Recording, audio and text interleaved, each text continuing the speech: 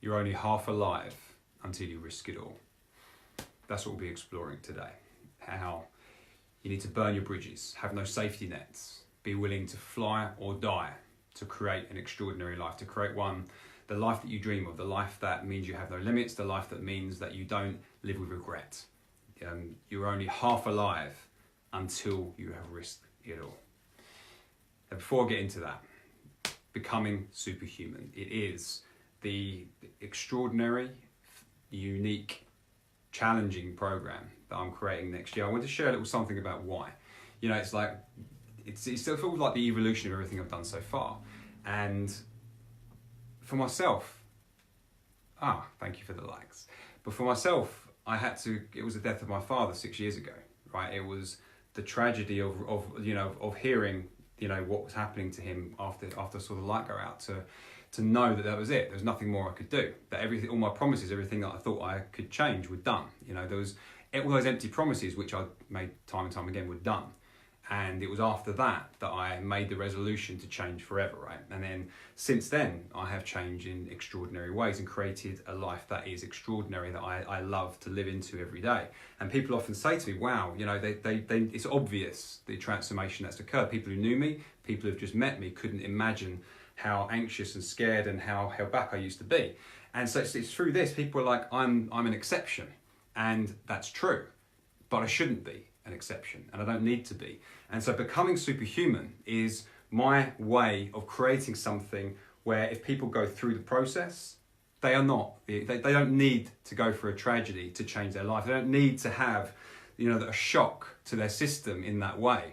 They willingly choose to create differently and go through a challenging experience by choice that changes them so deeply that they are able to create everything they want in life. So that's what becoming superhuman is.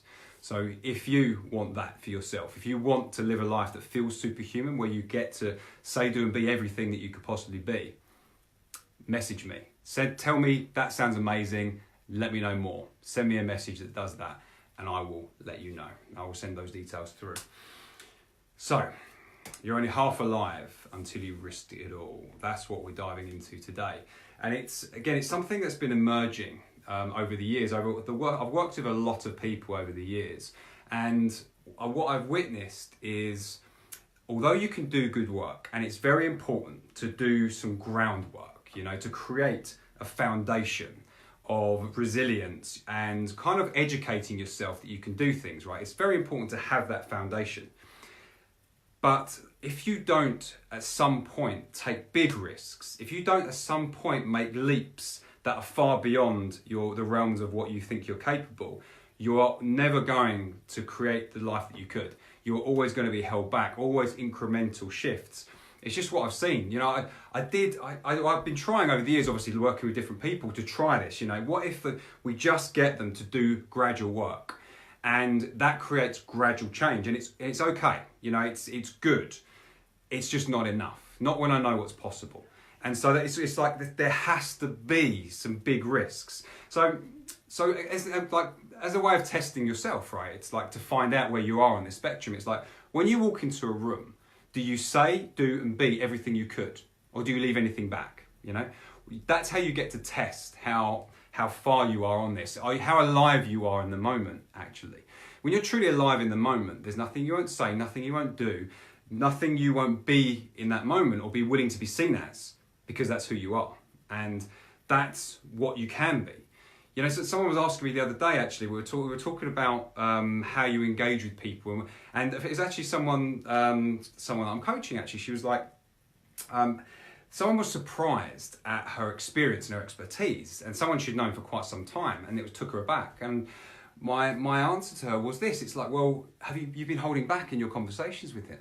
So how would he possibly know what you're capable of or how extraordinary you are if you're not sharing that? If you're holding back in those conversations, how would he possibly know that?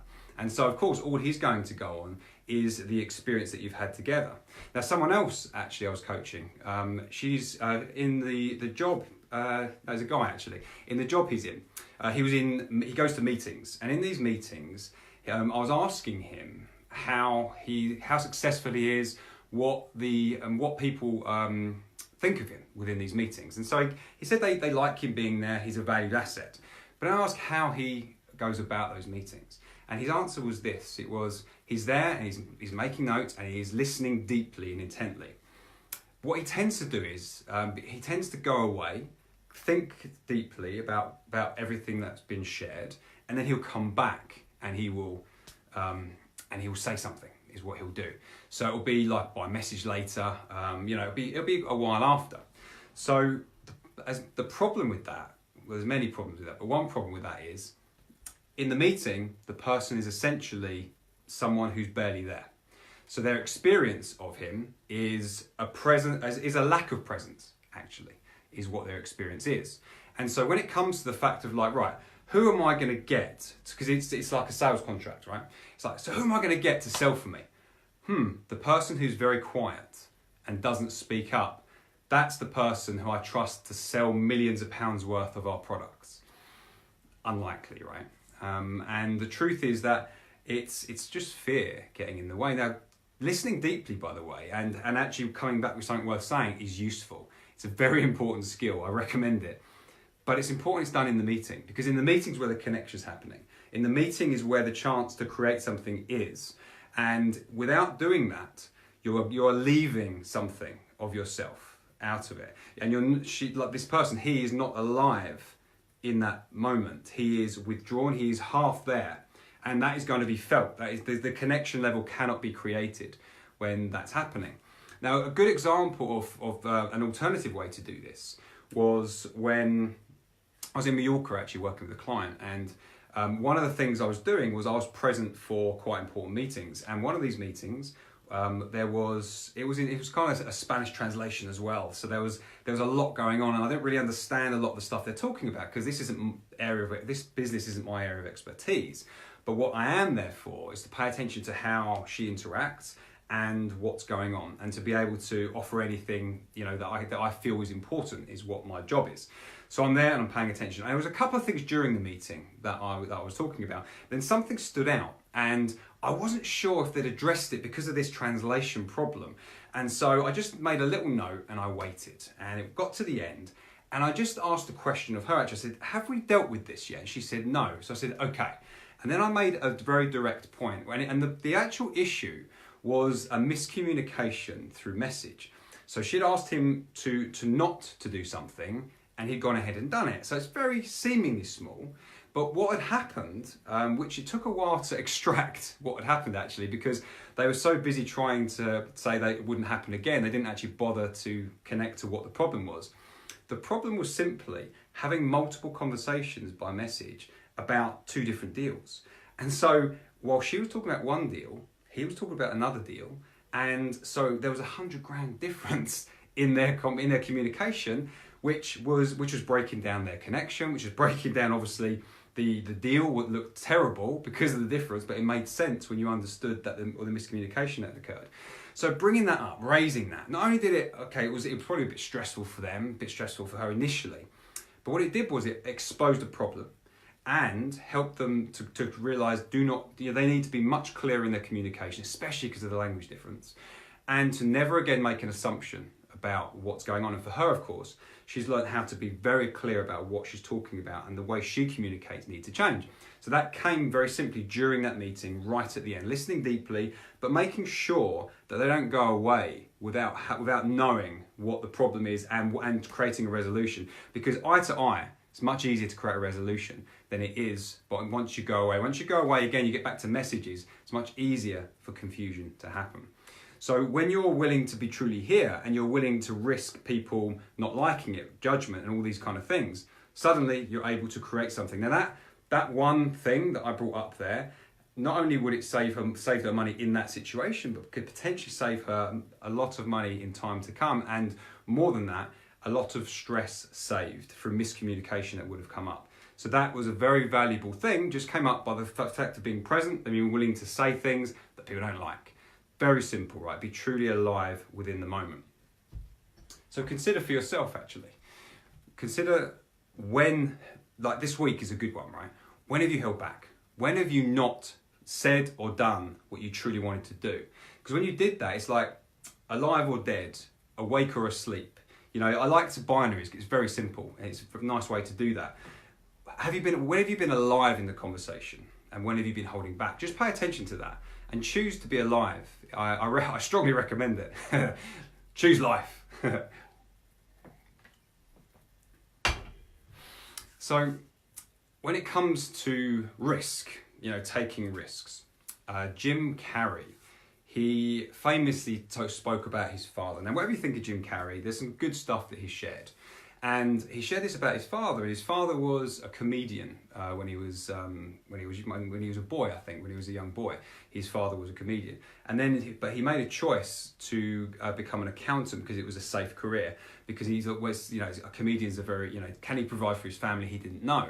So he thought, I'm going to get a safe job and my family will be taken care of. When he was in his 50s, this guy, he was made redundant, lost his job, and apparently it's quite a tough time for the family. And so the lesson that his father shared with him was, you can fail at what you don't love, so you might as well fail at what you do. Now, you may have seen this, right? You may have seen this bandied around, and people often talk about it, they'll share it, they'll get lots of likes and lots of comments on it, like, you know, it makes sense. But are you living through it? You know, are you really living through that purpose? Because the truth is, having a job gives you the illusion of safety. You know, it's very deceptive. You know, if you've got a nice job, you may have a nice company car, you may have a pension, good health insurance, it may be at a very reputable firm. And things may be going well, you get paid each month, it's awesome, you get bonuses, all that kind of stuff can be going on. At any point that's out of your control, they could choose to make your role redundant. They could choose to bring other people in and replace you if perhaps they think you're not doing good enough at your job. They can, the company itself might get embezzled and might go under, as we've happened with other companies, some quite big ones, right? Big banks have gone under, haven't they? So there's so many things that are out of your control that could be taken away from you if you allow yourself to be wrapped up in the illusory blanket of safety of working for someone else. The actual best protection you can ever have when it comes to being employed is to be self-employed, to actually develop the skill to be of service to someone and to have them pay you. Because it doesn't actually matter necessarily what the industry is. That skill, that ability, you can take to anything. So even if you had your own business and it failed, those skills will be applicable elsewhere. You know, you can use them anywhere. And what I've found is that through learning how to make money as a professional life coach, right, over the years, the skills I've had to learn, they have directly helped me to help clients in a wide variety of different industries. So it's not been specific to anything. Those skills are applicable elsewhere. And if you look at some of the top, like some of the multi-millionaires and billionaires who have lost money, I think Peter Jones is one of those guys. Again, it's not about what you think of the person, but think of what he's done. He's actually lost all his money, I think twice before, and rebuilt his financial and his business empire those times. That's only possible because the skills were applicable and usable again and again and again. So even when he crashed, he was able to learn and develop and do better. And this is self-employment really is the greatest protection you can have. It's hard work. It's damn hard work. It's a great leap to do it, but it's like it gives you that real safety of having the ability to create regardless of what's going on around you. Because then of course you can do it online and offline. So it's one of those examples of if you're willing to risk that much, the rewards are for the rest of your entire life. And of course who you need to become when you're self-employed is just it's hard to describe, what that is, but you are actually like walking the tightrope without a net, and you just have to. And it's a wonderful challenge to embark on if you're willing to do such a thing. So an example of the importance of risk was someone I was working with a few years ago now. Actually, I think it's 4 years ago. There was a guy. He worked for a corporation. And he was doing very successfully in London. So it's a good job, good money. However, he hated it. He said if he has to keep going in there, he doesn't know if life would be worth living. This was with the kinds of things he was saying. And then he said he's had these other things like music, I think music and magic and other things. He had a few other things that he really loved. And we were talking about the potential to go and do these things. And he said this to me. He said, Because actually, first off, during the session, it was right. Take some steps towards it was the thing. This was the incremental change, was what I had recommended for him initially. Again, this is the difference between incremental and taking a leap. So I recommended to do that. Checked in with him a couple of weeks later. He had not done it at all. His reply to me by email, this was oh, I just wish I didn't have so many passions, because I just don't know what to do. I've got so many passions, it's stopping me. And so now I disagreed with that assessment. And so what I said this to him, I said, by email this is, I said to him, okay, that's not what's going on. I'd like to tell you what I think is going on, and you're not going to like what I say. It's unlikely you're going to like what I say, but it'll be of service to you. Do you want me to tell you what I think? And so I left it there. It took a few days to get back. He probably read it for a bit and thought, I'm not sure about this. And then he replied back and said, okay, yes, please. So this is what I said, something like this. I said, you don't have too many passions. You're not passionate enough. If you said to me that you weren't sure if life was worth living at the place you're working at now, and yet you claim to have passions, passionate about any of these things, and yet you're not willing to take a risk for any of them. You're willing to continue going into a job you say you hate, one that makes you miserable, one you say you don't think life is worth living, rather than take a risk on one of your passions. I said, you're not passionate. I said, if you were passionate, you would take a risk on one. If you failed, guess what? You'd do something else. That's what you would do if you're truly passionate, because when you're passionate and you're living through that, you cannot allow yourself to live such a grey and empty life, as in your words, as you said to me before we had that first session. So I sent that to him, and it was tough. It was probably a lot longer than I've just said there, and I sent that to him. I left it with him. I didn't hear back from him for quite a while. It was a few weeks actually, and then I got this message back. So I wasn't sure, how it was received. Then I received this message back, and he said, "Look, thank you so much." He said, "That was the best message I've ever received in my entire life. I printed it off, I stuck it on my wall, and I've been reading it every day." And he said, "I just wanted to let you know that I've handed my notice in.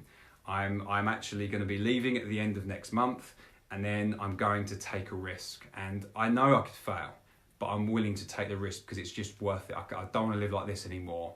It's worth the risk." And so that was beautiful, and it's very cool. So it's one of those moments of just, the incremental stuff wasn't enough for him. He had a very full job, full busy life. His mind was overly busy. He was overly stressed. Taking the leap, though, that changed something within him. Me challenging him in that way brought to the surface, was it really what he wanted? Is it important enough? And it was, and he took the risk. And it really didn't matter what the outcome was. What matters is the risk. What matters is who he becomes through taking that risk. It's very cool. And so if you want to take a risk, you want to live a life where you can just take risks and you're going to be okay because you can just learn from it and grow and develop. If you really want to have a different experience of life, that's what Becoming Superhuman is all about next year. It is, last night in fact, I was talking to an environmental scientist. She's someone who's helping me create one of the experiences, because there's going to be 5 experiences, and she's creating one of them. You'll need a passport for this one. And so as we're creating this experience, she was asking me about what it was, what's the purpose of it. And so I was sharing with it, and I explained it in this way. It's like I've worked with a lot of people over the years, and some of those clients have just made incredible transformations, and they continue to. It's like something's changed so core within them that even though they may need to get more training, or they may need more skills, or whatever it may be, right? Because there's more things to learn and develop on. What they haven't done is gone and had the same fears. They have transcended that. So they are able, so it's not about how the fear is no longer a problem for them. They are creating what they want in life. It's just about skill development. And then there are loads of other people who is just, they've capped themselves on how far they're willing to grow, on which aspects of their life they're willing to challenge themselves in. And they set themselves up for problems later. When tragedy strikes, or when the natural things that happen in life, which may seem overwhelming, come up, suddenly they're not able to cope with that, and then they realise the problem with having capped themselves. And so for me, I'm like, I'm so sick of having people. Sick is the wrong word, but I'm like frustrated with people who could do so much more, capping themselves in that way. And so I've decided this is what Becoming Superhuman is, the conversations I'm having, it is the work I'm doing, and it's what this program is for. It's like, how can I create something that By going through it, by actually challenging yourself in each way, you become so different that there's nothing you can't handle and there's no dream you're not willing to go for. So it means that when you go into experience the natural tragedies in life that happen, you got it, you can handle it. And when it comes to going for any dream you want, you go for it. It doesn't matter if you fail. It doesn't matter what happens. You choose to be alive in the moment. And that's what this is all about. So if you want that, and you really want to create a very different experience of life, send me that message. Tell me if you think this sounds amazing and that you want to know more, and I'll do just that. So a life of risk, it doesn't even, after a while, it doesn't feel like risk in the same way anymore. Whereas, when you're used to keeping yourself safe, it can seem so big and so overwhelming. When you make it a way of being, you actually choose risk more than you would choose safety because it's more exciting, it's more fun, and things happen much faster. Life gets created much faster in that way. Like when you're willing to risk anything, so you're willing to say, be, and do anything in any moment, the spark of connection is extraordinary. The kinds of people you meet, the depth of connection that can happen, every part of your life can expand rapidly. And the thing is, you don't even know how much you're holding back or you're missing out on until you begin to experience life differently in this way. So a client a few years ago, we spent a day together because she'd held back from something for 30 years, something she'd not expressed in all that time. And through the work we were doing, we realised it needed to be shared. It was like a huge thing for her, and it was the only way to move forward was to get this out first. So this is what came up, and we went to meet in the woods. Actually, we did a woods coaching session. During that time, she shared something with me that she hadn't shared in 30 years. A secret she'd had from a child, or something that had happened to her. And she just never told anyone. She was told not to as a child, and then as an adult, she kept that secret. And so she poured it out. It was a really beautiful connection that we had. It was incredible actually for her to share that with me, to be the first person to ever hear that. And then, so she, there was obviously a lot of emotion was released for her then. But my suggestion to her at the end was, well, it shouldn't stay with me.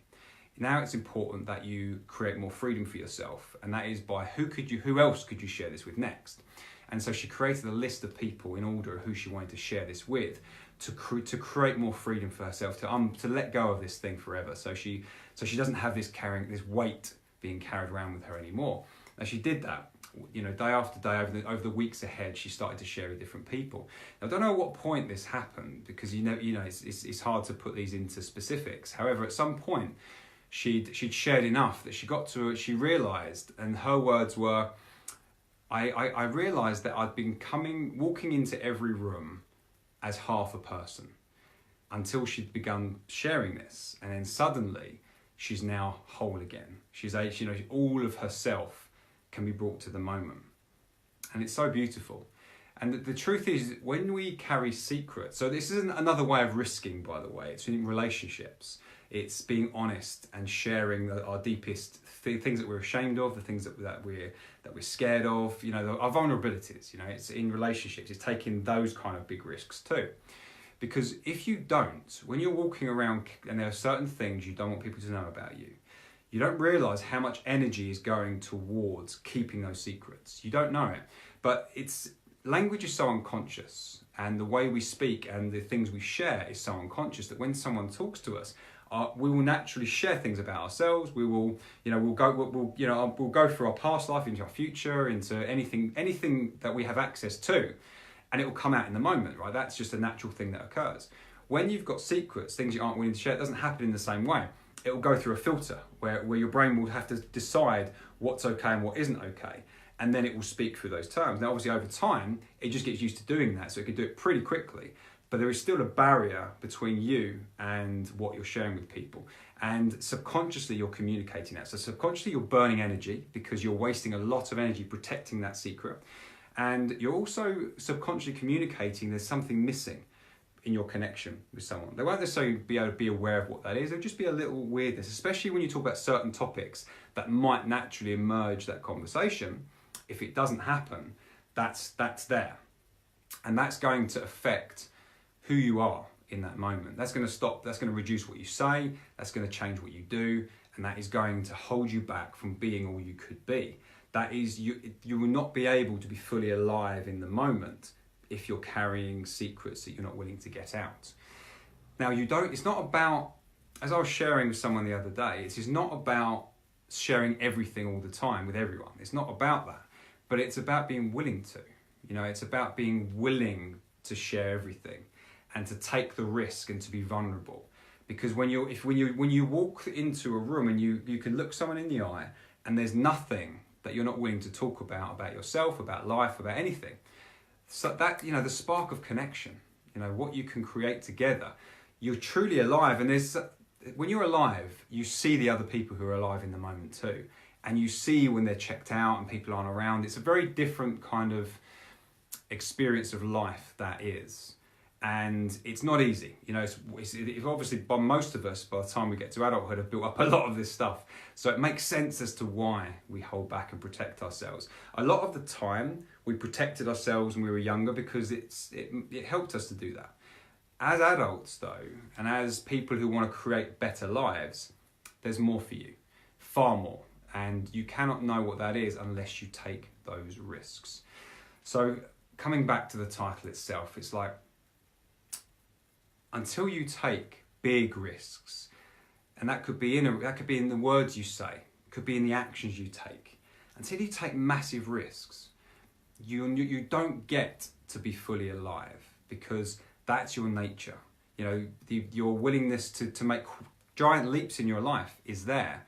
You can see it in children, actually, how quickly they go from essentially not being able to barely communicate to running around and being able to even swear in the right part of a sentence.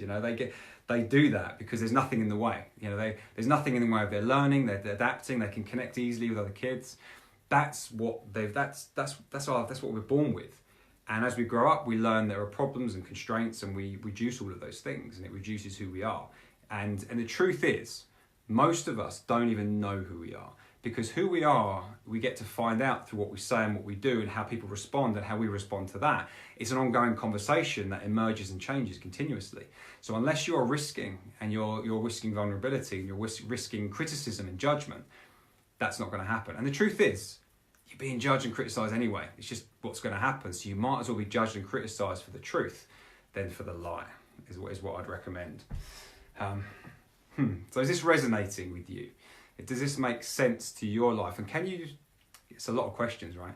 But can you consider where in your life you're holding back from taking risks?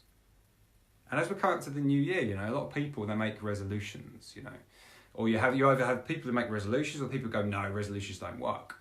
And everything works if you do it.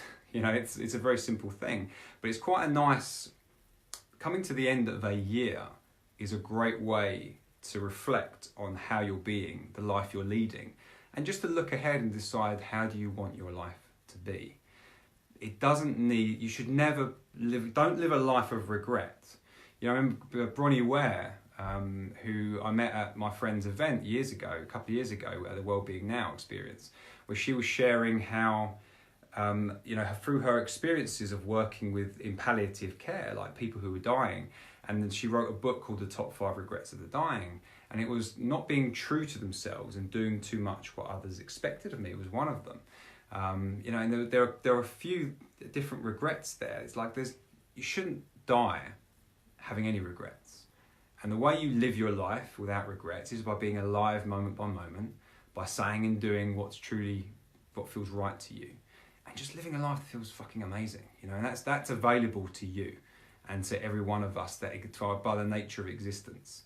So that's it. That's my gauntlet laid down for you, to change the way you're communicating, to change the way you're interacting, to seek opportunities to take big risks so you get to create an extraordinary life. That is for you. And if you want my support in doing that, if you think that you want to become superhuman and go through an incredible training process that will make that possible, maybe becoming superhuman is for you next year, When someone asked me about it the other day, they were talking about like, what's an example? Like if you were to go through it, like what would be an example of becoming superhuman? So this person's a coach who also has a full-time job. So I said to her this, I said, the example for you would be, if you'd gone through the program, at the end of the program, you could quit that job and you could focus and do all the work necessary to make it successful. You would take all the risks required, you would do all the work you needed to, so that that's a coaching business that is a dream of yours that looks distant in the future would happen in months. That's what you get to do becoming superhuman. Things that may seem years away take months. And why do they take such a short period of time? Because you're willing to risk, you're willing to have conversations, you're willing to do things that scare the crap out of other people. I'm trying to swear less. Superhuman means being everything, bringing all of yourself to the moment for relationships, for friendships, for work, for everything you want in life. Becoming superhuman is a different way of living, and that is possible for you. And if that sounds good to you, send me a message, tell me that sounds fucking cool, and send me the details, and I'll do just that. Thank you for being here. Any comments or questions, please leave them. I'll come back to them, and I look forward to seeing you on the next edition of Becoming Superhuman. Thank you.